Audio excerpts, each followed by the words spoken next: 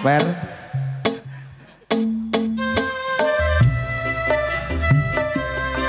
Bismillah gonggo seeling Bismillahirrahmanirrahim. wonten diajeng ayu Angel wonten diajeng ayu Aini Zam-Zam. Terima kasih ada HRD, terima kasih matur sembah nuwun. Sikat mas. Telong soro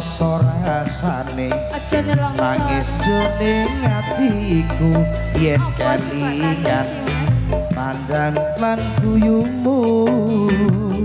laras wara gendhing tresno gawe kangen ning atiku tansah eling aku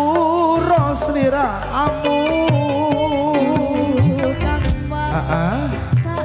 Iya dek nangis letih hatiku yen kelingan esep kuyumu pancen rasa kari rasa kudu longgonmu nrimo nilano aku gendeng priya ora kerasa wis sawindo nggonku ora ketemu kagugah hatiku krungu suaramu panggung kaya kone kanto onanggo ono sing tak tresno muga bisa urip tentram mulya tulis lakon tresno enake kok ing gendeng kang tresno aja nemen-nemen kejuwo lah ngene saben kangen sli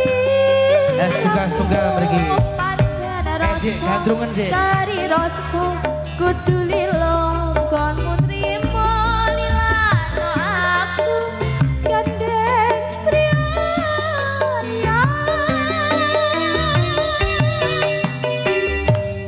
wuyungku nglayung ngambara ing awang-awang tanpa bisa nyandeng aku mong bisa nyawang tumetes loku mbrebes mili ana pipi apa tresno iki pancen ra kudu duweni.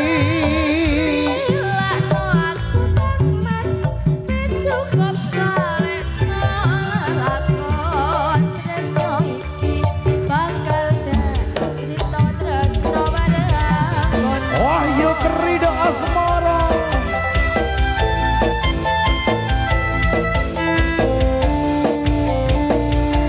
wonten diajeng ayu Angel diajeng ayu Aini Zam-Zam matur sembah nuwun ARD Prioritas Audio terima kasih raga rasa wis sawindo aku krungu swaramu kagugah hatiku krungu suaramu aku nangis dan donga warangga ana sing tak tresno muga bisa urip tentrem mulya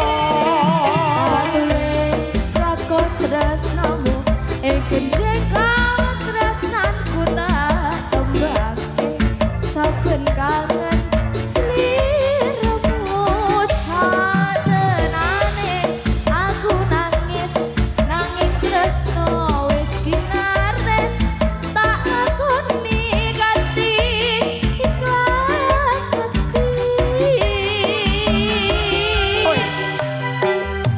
wuyungku nglayung ngambara ing awang-awang tanpa bisa nyandeng aku